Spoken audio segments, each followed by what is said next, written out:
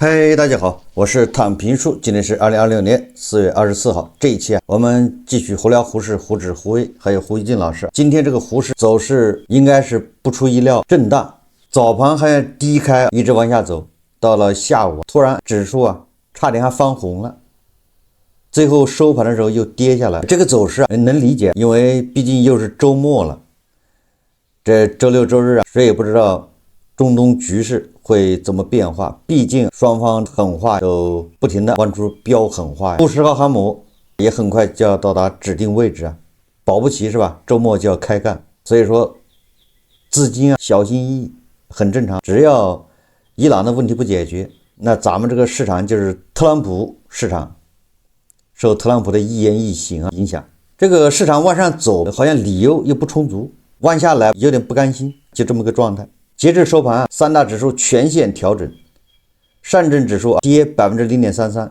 深圳成指跌 0.69%， 创业板指数跌 1.4%。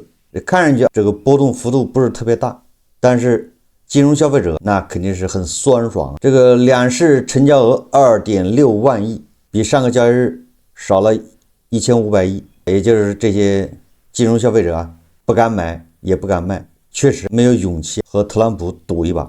指数虽然跌不大，但是这个散户的损失可不小，因为是跌多涨少，下跌的家数是3352家，上涨的只有2035家。最近连续出现这种走势，指数波动不大，个股跌幅不小的这么一个走势。最近媒体又在密集报道关于虚假投资理财诈骗，关于什么炒股诈骗，这个确实我看这个媒体央视隔三差五的就要宣传一回，但是即便这么宣传，依然有人上当受骗。所以说到底是骗子在骗这些炒股的，还是这些炒股的需要骗子呢？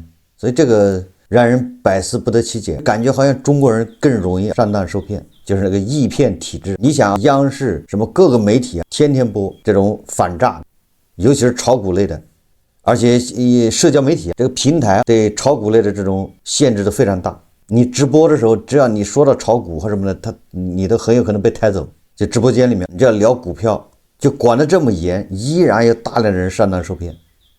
所以大家完全可以有理由相信是这些韭菜牛马这炒股的人赌徒，他们需要骗子，也就是他们相信不劳而获，他们打心眼里希望买个什么东西一涨他就卖掉赚钱，还是认知思想问题。所以在这种情况下，你怎么教育怎么提醒警示都没用。问题是他一旦上当受骗了，马上去要报案，但是报案的警察也拿他没办法。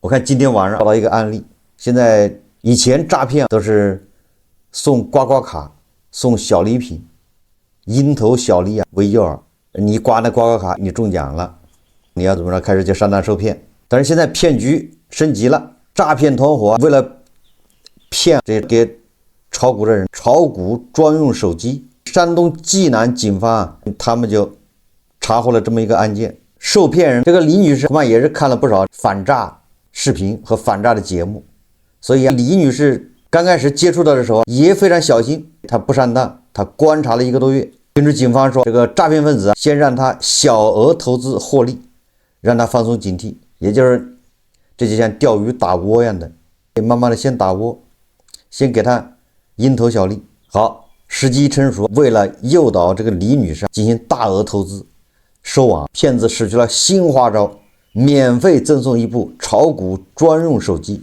根据办案民警的说法，说李女士起初还是比较谨慎的，观察了1个多月之后才开始选择相信这个诈骗分子，开始进行小额投资。起初确实有这些获利的情况，所以说慢慢的就放松了警惕，然后开始听信了这个诈骗团伙的诱导，一步步进行了大额投资。手机内置木马软件，定期自动删除记录，这看似贴心的服务其实暗藏杀机。这部手机里预装的炒股软件是假的，而且具备定期删除记录的功能，专门用来逃避警方的打击。民警介绍，这2个软件都属于非法软件，它们还有一个共同的特点，可以对其中的聊天记录、操作记录进行定期删除，逃避公安机关日后打击。这个李女士收到了炒股专用手机之后，那就似乎找到了致富之路、发财之路，芝麻开门了。李女士深信自己的钱在股市里肯定能钱生钱，民警当着她的面现场操作提现，看到结果后，李女士这才醒悟过来。这个李女士在骗子的诱导下，将9.3万元全部转入了这部手机里的虚假平台。当民警上门劝阻时，李女士起初非常抗拒，坚称自己没有被骗。为了让李女士看清骗局，民警现场指导她操作提现，结果页面显示等待审核。民警随即解释，这笔钱其实早就转到了骗子的口袋，所谓的余额只是后台修改的数据幻象。这个派出所的民警说，在被害人在诈骗团伙的诱导下，通过自己的银行账户向诈骗人提供的涉诈软件进行转账9.3万元，但实际上这笔钱并没有在涉诈软件内，而是已经转到了诈骗团伙提供的这个银行账户内。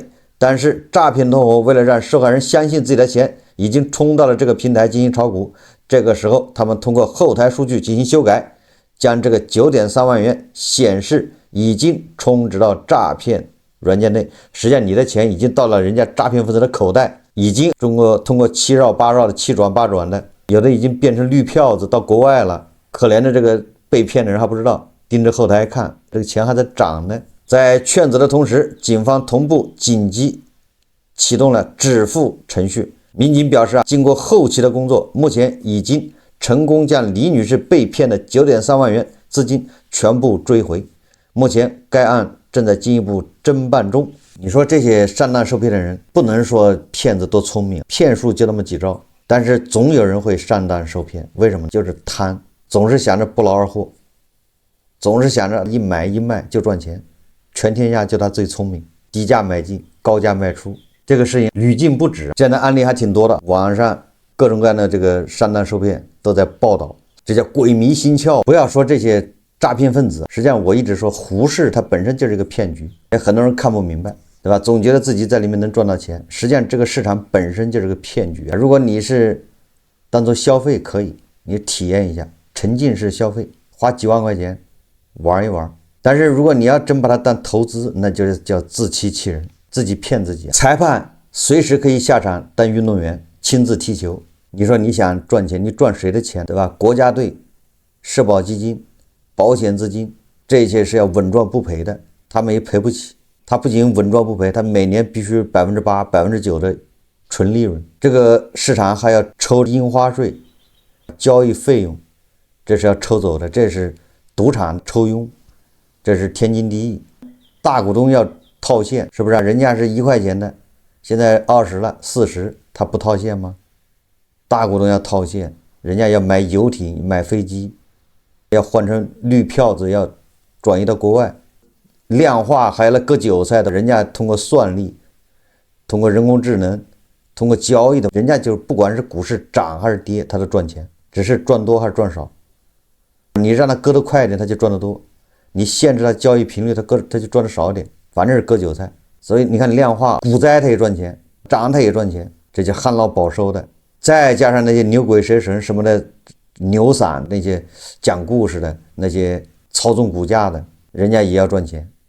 人家到时候赚了钱，90%交给有关部门，10%自己留着花，反正也罚款，对不对？立案一调查，罚没，最终一算，他手上还有点钱，所以人家就愿意干。徐强被抓了之后，你就没收了再多的钱，人家手上还有100多亿，那100多亿从哪儿来的？是编的吗？还不是这个叫金融消费者的钱吗？那么多牛散被处理了，一罚多少亿的，人家把罚款一交，手上还有钱。那你想想，那这些钱到底都是谁出的？得有人出啊，这不就是个骗局吗？你如果再加上什么欺诈上市、财务造假、虚假陈述、碰瓷儿、讲故事、套概念，这不就是个骗局吗？但是有多少人能醒悟？有些人稍微在里面运气好，赚了一点，他立马觉得这个市场不挺好的吗？这个市场非常健康啊！你看他给我分红了，基本上是没长脑子的。分红了，你要说分红，恒大是最愿意分红，那后来全社会在买单。很多人他没有在这个上市公司待过，他不知道这里面多黑，他不知道很多公司从成立的第一天开始就是奔着上市去的，善事就是割韭菜，要财富自由，割一把就走。你看看这个娱乐第一股是吧？华谊兄弟当年多么风光啊，结果搞几年现在就退市了，这破产重整。你想想他割韭菜多狠吧？他收了多少导演什么明星的公司啊，一收都是10个亿啊，就收一个壳啊，完了之后对赌，造就了多少有钱人。那就是那明星收一个某某某明星的工作室，或者是某个明星什么横店什么影视公司，那公司啊就签了几个明星，一收都是10个亿。那个公司去拍几部电影就完了，拍3部4部电影，搞个对赌，到时候买票房数据，你知道吗？比如说我是导演，这家影视公司啊收我的公司10个亿，那我就拿到10个亿，但是这10个亿不是现金，一般都是股票加现金，上市公司的股票。完了之后跟我也对赌，我这3年，第一年给他带来1个亿的利润，第2年是1.5亿，第3年是2亿，一般的都是这么增长。好，我同意签个协议。如果我这做到了，那我就拥有这个上市公司，对吧？10个亿的股票，他给我股票，我到时候一抛10个亿到手，这叫资本市场玩法。那我接下来拍电影就简单了，我拍电影是不花钱的，我拍电影是这家公司给我掏钱，我们算净利润。那我电影拍出来之后先造势呗，拍电影又赚钱，那明星片酬都是天价。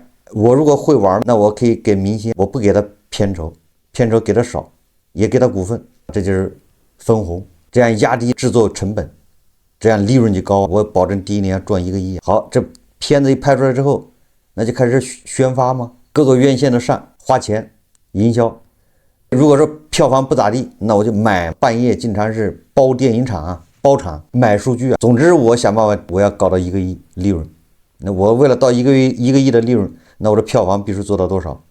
不够就买。加藤老师，对不对？你为了搞票房，他还请大家吃饭，对不对？一人1碗面，包场，这就是买数据。第1年到了，第2年如法炮制，还这么干。你想那时候都是假的，到第3年好，对赌一结束是吧？我都做到了。好，我这边10个亿的股票拿到手，我一抛，那些艺人也一样，艺人也拿到股票，也一抛，大家赚得盆满钵满，就变成上海那30万一平的房子。但是你想，这个公司收了之后，这就是一个窟窿，都是虚假的，它有什么资产，有什么价值？第4年它就不行了，第5年就关门，导演不干了，别的地方干了。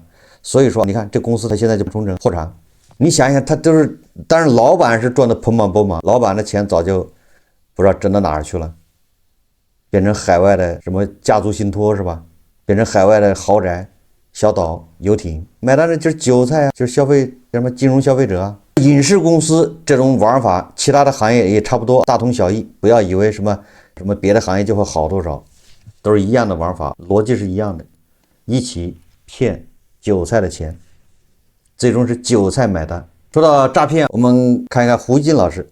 我估计胡一金老师也遇到了一个诈骗，但是他这个诈骗啊，万幸啊。胡一金老师昨天夜里发了个微博，他说他描述了他在北京的中关村双安商场一个神奇的遭遇，一个艳遇啊，简直叫艳遇。他这么写的，他说就在刚刚，我在中关村双安商场前遇到一位30多岁的女士向我打招呼。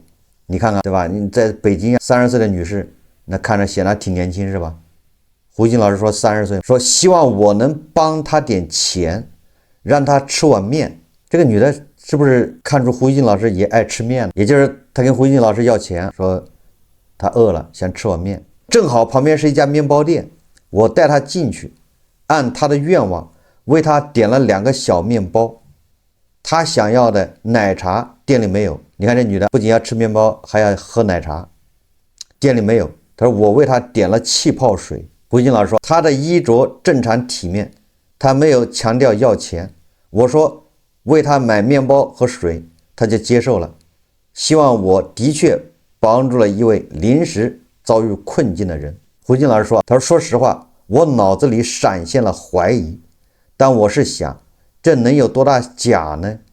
帮一个人吃顿晚饭不饿肚子，可以不问原因。我可以说胡一金老师是遇到骗子了，但是他这个骗局啊没有进行下去，什么原因终止了我不太清楚。也就是胡一金老师他咬钩了，但是最后他鬼使神差的胡一金老师居然脱钩了，就这么简单。这种骗局啊，我就见到好多次，我本人亲历。上大一的那一年啊，大概30年前了。我那时候大一的学生从安徽到北京，在北京火车站下车，不是开学吗？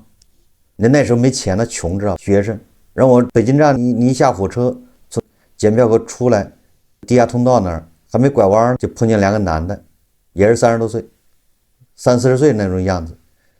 那个时候很少有人穿西服，他穿个西服，2个人打扮的很斯文，像老师一样的。这2个人就把我拦住了，问我说我是不是学生？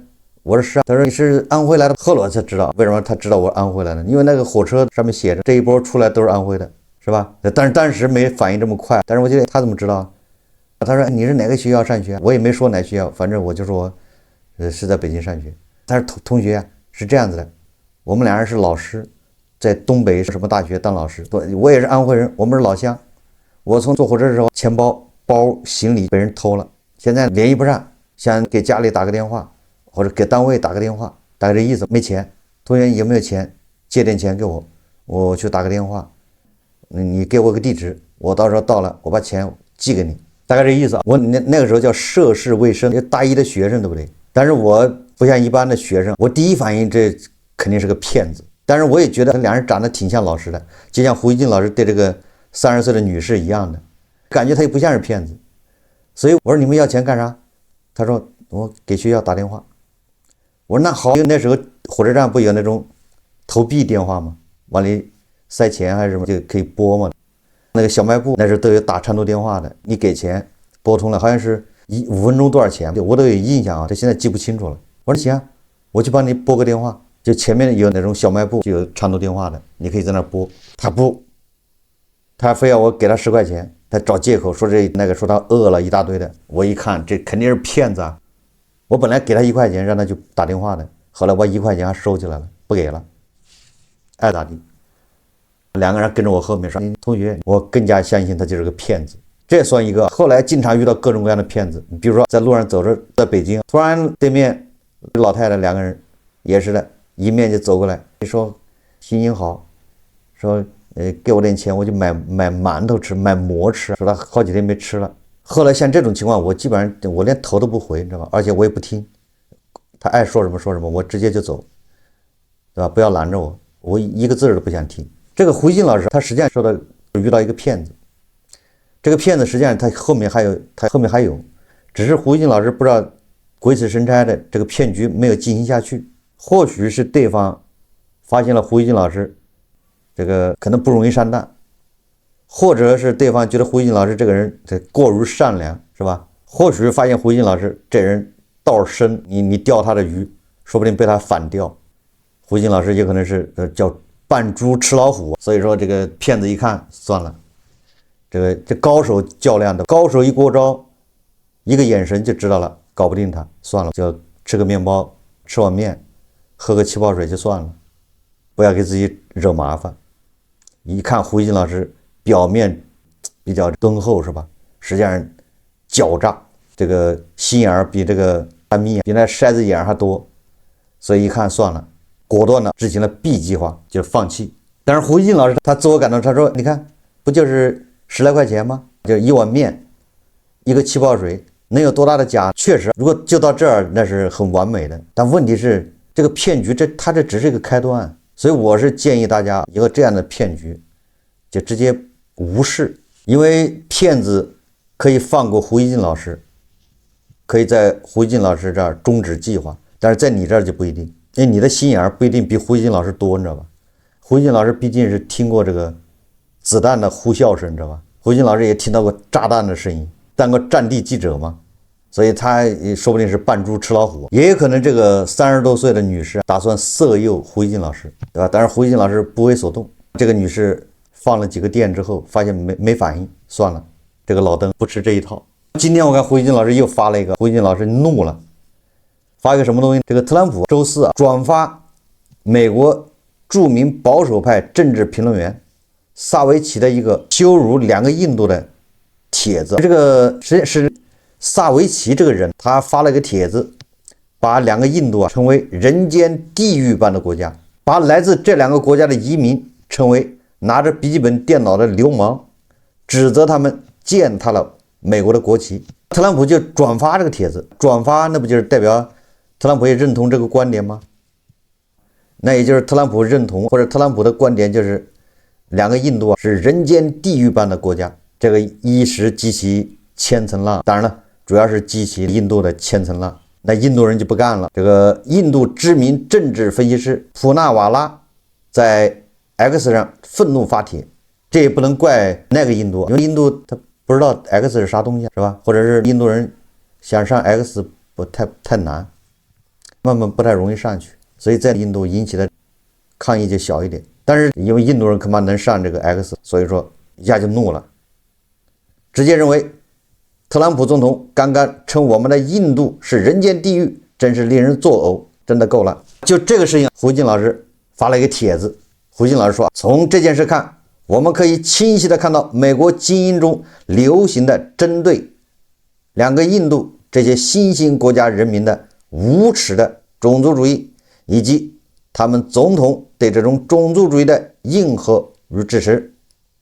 美国是移民国家，盎格鲁撒克逊人侵占了印第安人的土地，并且对原居民实施了残酷的种族灭绝。后来美国的种族多元化，世界各地移民为美国发展不断输入新的动力。自 IT 革命以来，直到今天的 AI 革命，印度裔移民和中国移民对美国技术发展做出突出贡献。硅谷地区云集了大量来自众英的两个印度的科学精英和管理人才。最后胡锦老师呼吁说，特朗普转发上述歧视、羞辱两个印度移民的帖子是完全不可接受的，两个印度舆论应当共同谴责之。这个事情也很有意思。特朗普首先是两件事情，一个他说两个印度是人间地狱般的国家，他认同这个，虽然不是他直接说的，对不对？他转发，那他认同吗？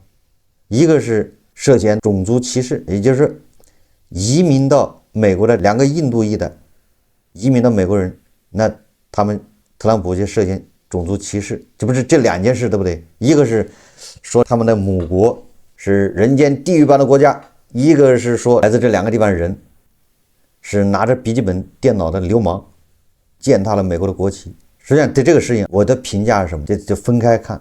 他说两个印度是人间地狱般的国家，这个涉及到影射攻击两个印度，那他说的对不对？我倒是觉得胡锦老师没必要太生气。为什么？因为胡锦老师的战友加头老师早就说过了，美国是天堂。那加头老师说这就是天堂，我还没死就到天堂了，这个有视频录像为证，对不对？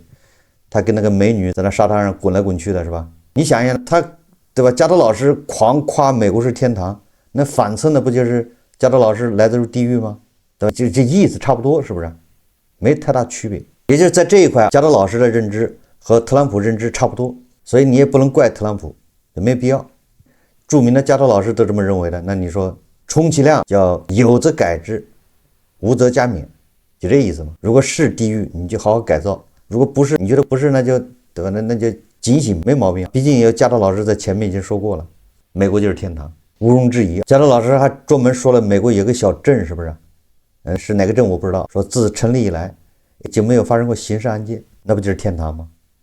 本来说印度的刑事案件多了去了，那现在印度的治安也在恶化呀，开着铲车，开着挖土机，横冲直撞的，那不是地狱是什么？